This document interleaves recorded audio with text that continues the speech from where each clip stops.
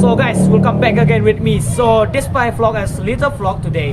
So jadi teman-teman, nama gua Rolesan Matarigan. Di sini gua bakalan membuat sedikit vlog kecil yang mengenai pertanian di Tanah Karo ya.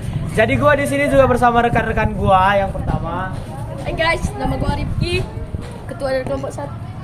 Hai guys, nama saya Yohana, saya sebagai sekretaris. Hai guys, nama saya Tawarina sebagai anggota kelompok dari kelompok 2. Halo, aku Reni. Hai teman-teman, perkenalkan nama aku Angelina Kartika Berselingga. so guys, itu dia adalah kru-kru serta juga bagian-bagian dari kelompok kami yang akan meneliti serta juga membuat vlog kecil mengenai pertanian di Tanah Karo itu sendiri. So check it out and don't forget to subscribe and after that, so jangan lupa juga untuk memberikan paket lengkap dikarenakan di sini kami juga mencari AdSense. So let's go. Oke teman-teman, kita sudah berada di pertanian di daerah Dolak Rakyat yang dimana kami dan tim kami akan melakukan sedikit riset tentang pertanian di sini dan juga sekedar mencari pengalaman untuk bertani serta juga mengetahui hal-hal yang ada di pertanian dan juga merasakan langsung bagaimana perasaan menjadi seorang petani. Dan teman-teman, seperti yang kita tahu di sini kami sudah berada di salah satu lahan petani di Desa Dolak Rakyat ya. Di sini di dalam lahan tersebut sudah tertanam beberapa jenis tanaman, contohnya seperti tomat yang biasa digunakan untuk tipe masakan serta juga untuk membuat sambal. Dan di sini juga ada contoh tipe tanaman lain seperti cabai hijau. Boleh kamera? Di sini tipe cabai yang ditanam adalah cabai hijau. Ya, kita petik satu. Ini sudah diizinkan ya teman-teman. Di sini tipe tanamannya ada cabai hijau yang dimana tidak akan memerah, dan jika memerah dia akan memiliki rasa yang lain, tidak seperti cabai merah pada umumnya. Di sini kami juga sudah sedikit melakukan riset dan juga sudah mengetahui beberapa hal ya di lahan ini, yang dimana di lahan ini juga memiliki beberapa potensi serta juga beberapa permasalahan umum di dalamnya. Contohnya seperti ini. Tanaman tomat terkena hama yang dimana membuat tanaman tomat tersebut mengalami yang namanya itu istilah dalam bahasa Karo itu meseng, yang dimana di sini daun dari tanaman tomat tersebut terganggu dan terkadang dia akan menyerang ke dalam tomat itu sendiri, buah tomat itu sendiri seperti ini contohnya. Sekali lagi ini sudah diizinkan oleh petani langsung ya teman-teman. Jadi dia sudah memunculkan bintik-bintik hitam yang dimana ini merupakan salah satu permasalahan terbesar di pertanian Tanah Karo sekarang, yang dimana walaupun dengan penggalakan obat kimia tetapi terkadang permasalahan ini masih saja belum terselesaikan. Dan teman-teman, terlebih daripada itu di lahan ini juga tertanam beberapa tanaman lain selain tomat dan cabai. Di sini juga tertanam wortel. Mari ya teman-teman, di sini kita sudah melihat beberapa badur wortel ya. Di sini sudah tertanam wortel dan juga masih dalam proses pertumbuhan, dan juga sudah di gramakson yang dimana itu merupakan salah satu cara supaya rumput-rumput liar tidak terlalu mengganggu pertumbuhan wortel tersebut. Jadi di sini rumput-rumput liar itu akan mati secara perlahan, tetapi tidak mengikutkan wortel itu ikut mati. Jadi ini merupakan salah satu teknik pertanian Karo juga, yang dimana dengan teknik mempersingkat serta juga mempersedikit pekerjaan petani dengan menggunakan bahan kimia. Dan baiklah teman-teman, supaya kita lebih tahu dan jelas mengenai sedikit banyaknya pertanian di Tanah Karo serta juga beberapa hal tentang pertanian Tanah Karo. Di sini kami sudah terhubung dengan salah satu petani yang akan kita tanyai. Let's go. Oke teman-teman, di sini kita sudah terhubung dengan seorang petani ya. Di sini merupakan seorang petani di Desa Dolak Rakyat yang dimana menguasai juga perkebunan cabai. Bisa ditunjukkan ke dalam kamera. Ya teman-teman, di sini juga tipe cabainya adalah tipe cabai hijau yang dimana biasanya digunakan untuk masakan. Di sini kami sudah mempersiapkan sedikit pertanyaan kepada ibu. Apakah ibu bersedia untuk menjawab beberapa pertanyaan kami? Oh, enakku ya. Oke, baiklah.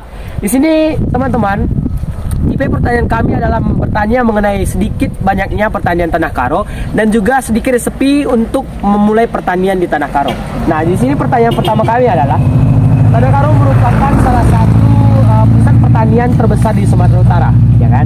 Nah, di sini kami bertanya, hal apa sih yang menyebabkan pertanian Tanah Karo menjadi sangat subur? Ya, karena pupuk ini anakku. Oke, di sini jawabannya adalah dari pupuk. Pengelolaannya lah, pengelolaan. Oke, dan di mana juga penggunaan pupuk itu pastinya disertai dengan pengelolaan yang baik.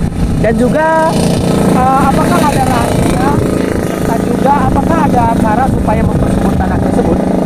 Kalau rahasia nggak ada, cuman kalau penyubur tanah di sini itu dia dari kompos. Oke. Banyak kita buat komposnya, ya subur tanahnya.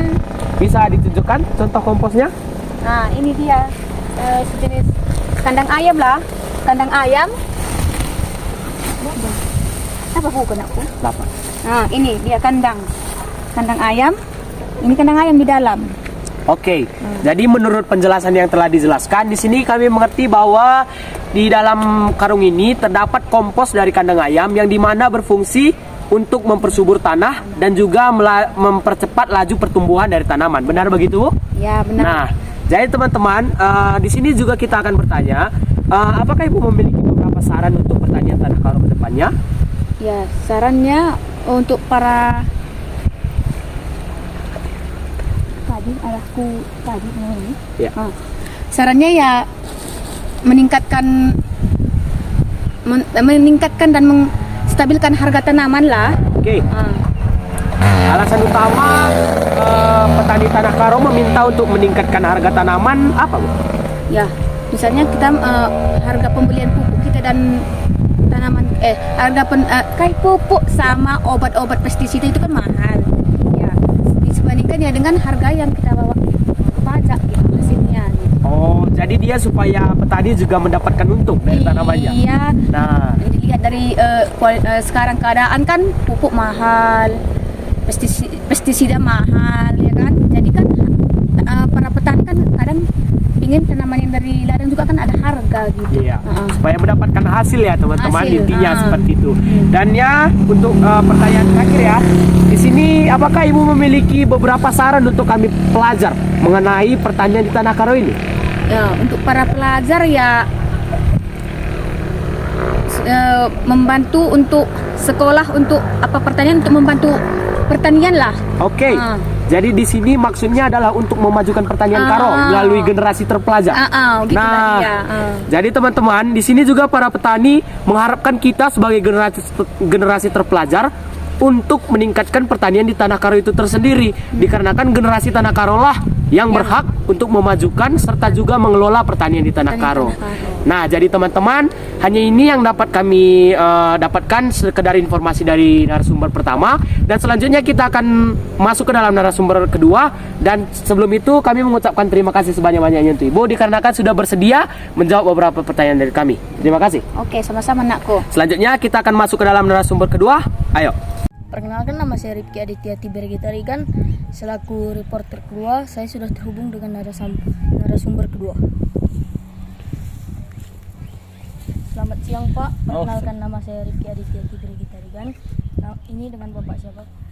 Selamat siang aku. Nama saya Maisan Tarigan, umur 45 tahun, pekerjaan bertani, tinggal di Dolak Rakyat ini. Ada apa nak ya? Apakah kami bisa mewawancari Bapak Pak? Oh ya, wawancara saya tentang pertanian gitu. Iya Pak. Oke, silakan. Apa tanggapan Bapak tentang pertanian di Tanah Karo Pak? Oh, pertanian di Tanah Karo khususnya di Dolak Rakyat ini sudah maju dengan pesat. Berhubung karena kan di sini dekat pula dengan kantor lembaga penelitian pertanian. Jadi kita boleh tanya, boleh bertukar pikiran. Sekalian alat-alat pun udah canggih. Jadi cara olah tanam pun sudah lebih maju. Jadi dalam arti kata pertanian di Tanah Karo ini khususnya daerah ini Dolak Rakyat sudah sangat bagus, sudah sangat maju. Ada lagi dek? Masih ada Pak.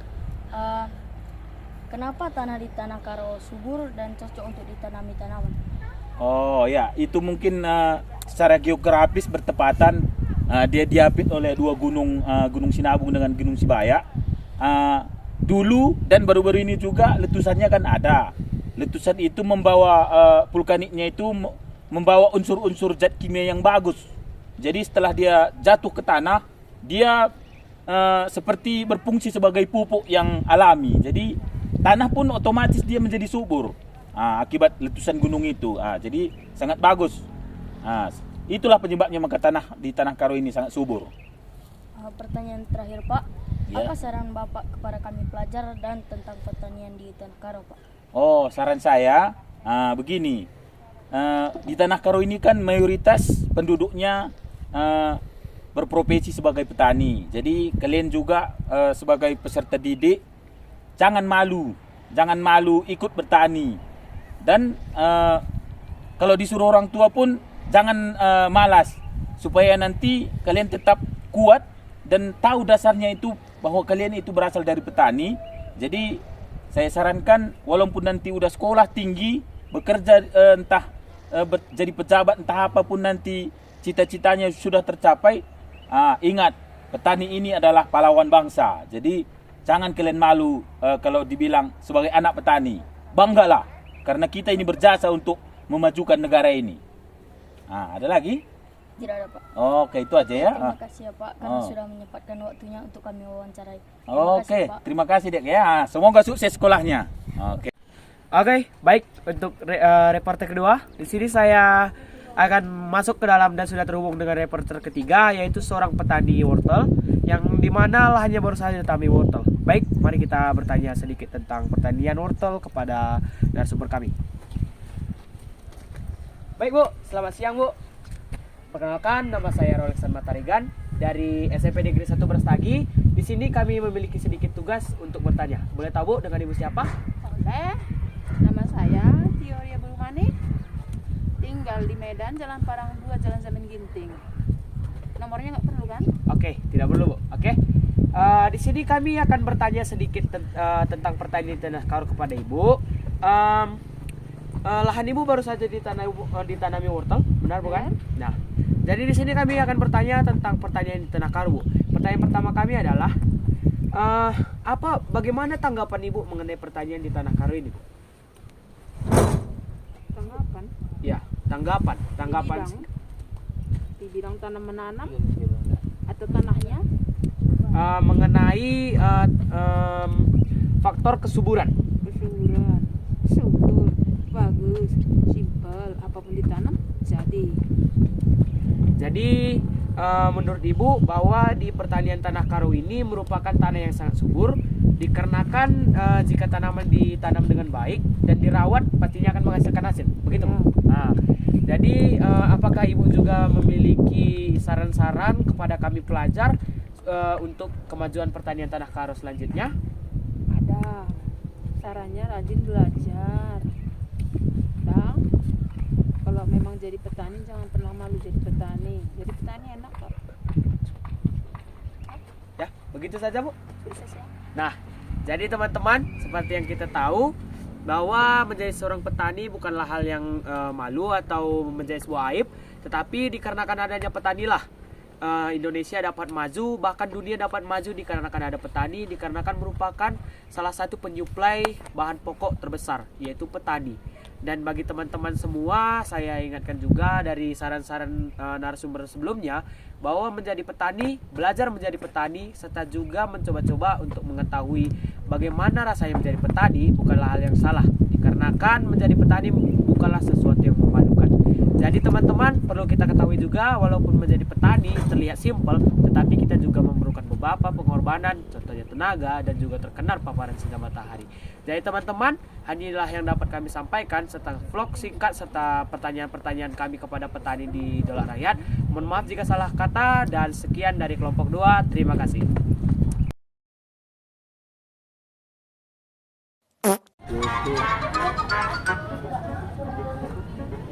What's up guys, kembali lagi bersama gue ya pastinya. Ya, dari ini kita mau akan